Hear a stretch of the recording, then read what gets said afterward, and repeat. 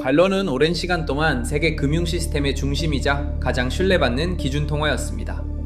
국제무역의 결제 수단이었고 위기 때마다 자본이 몰리는 최종 안전자산이었습니다. 그러나 최근 시장은 이 절대적 지위에 대해 조심스럽게 질문을 던지고 있습니다. 달러의 힘이 예전과 같지 않다는 신호가 여러 지표에서 동시에 나타나고 있기 때문입니다. 미국의 재정적자는 구조적인 수준으로 고착화되고 있고 국채 발행 규모는 과거와 비교할 수 없을 만큼 확대되었습니다. 여기에 더해 금리 인하에 대한 중장기 기대, 지정학적 불확실성, 그리고 글로벌 자본의 분산 움직임은 달러의 실질 가치를 점진적으로 압박하고 있습니다. 이러한 환경 속에서 시장은 자연스럽게 묻기 시작합니다. 달러 이후의 세계에서 어떤 자산이 신뢰의 기준이 될 것인가? 이 질문의 중심에 금과 비트코인이 있습니다. 금은 역사적으로 달러 약세 국면에서 가장 일관된 반응을 보여온 자산입니다. 그 이유는 분명합니다. 금은 달러로 가격이 매겨지는 자산입니다. 달러 가치가 하락하면 비달러권 투자자에게 금은 상대적으로 더 저렴해집니다. 이는 글로벌 수요 증가로 이어지고 가격 상승 압력으로 작용합니다. 또한 금은 이자를 지급하지 않는 자산입니다. 따라서 금의 매력은 명목금리보다 물가를 고려한 실질금리와 더 밀접하게 연결되어 있습니다. 실질금리가 하락할수록 금 보유의 기회비용은 줄어들고 금은 다시 선택받는 자산이 됩니다.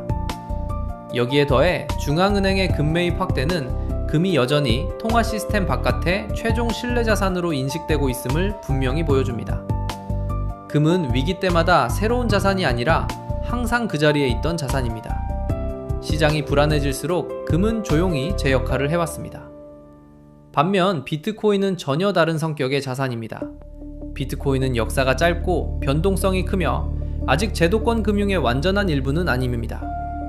그럼에도 불구하고 달러 약세 국면에서 비트코인이 함께 거론되는 이유는 그 설계 구조에 있습니다. 비트코인은 중앙은행의 통제를 받지 않으며 발행량이 고정된 희소자산으로 설계되어 있습니다. 이는 통화 공급이 확대될수록 상대적 가치를 유지하려는 대안적 성격을 부여합니다. 다만 투자자들이 반드시 인식해야 할 점은 비트코인은 금처럼 안정적인 자산이 아니라는 사실입니다. 비트코인은 유동성과 위험 선호에 훨씬 더 민감하게 반응합니다. 달러 약세가 금리 인하 기대와 함께 나타나고 시장이 위험 자산을 선호할 때 비트코인은 강한 상승 탄력을 보일 수 있습니다. 하지만 달러 약세가 위기 신호와 함께 나타날 경우 비트코인은 안전자산이 아니라 고변동성 자산으로 분류될 수 있습니다. 이 점에서 금과 비트코인은 같은 방향으로 움직일 수는 있지만 같은 이유로 움직이지는 않습니다. 금은 신뢰가 흔들릴 때 강해지고 비트코인은 유동성이 풀릴 때 강해집니다.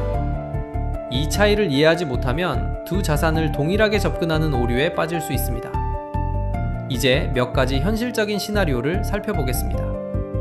첫 번째 시나리오는 달러가 완만하게 약세를 보이고 실질금리가 점진적으로 하락하는 경우입니다. 이 환경에서는 금이 안정적인 상승 흐름을 이어갈 가능성이 큽니다.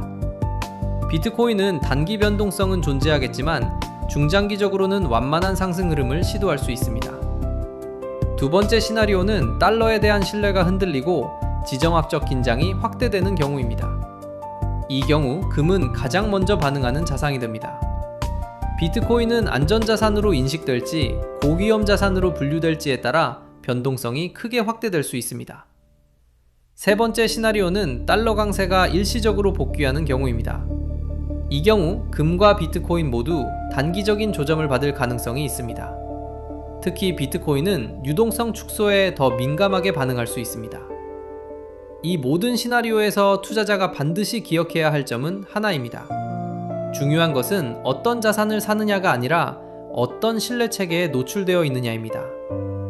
달러는 국가에 대한 신뢰이고 금은 시간에 대한 신뢰이며 비트코인은 기술과 미래에 대한 신뢰입니다. 지금 시장은 이 세 가지 신뢰가 서로 균형을 다시 맞추는 과정에 있습니다.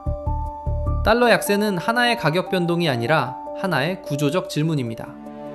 미래의 기준은 단 하나일 필요가 없습니다. 투자자는 이제 가격보다 신뢰의 이동을 읽어야 합니다. 이 흐름을 이해하는 것이 앞으로의 시장에서 가장 중요한 투자 역량이 될 것입니다.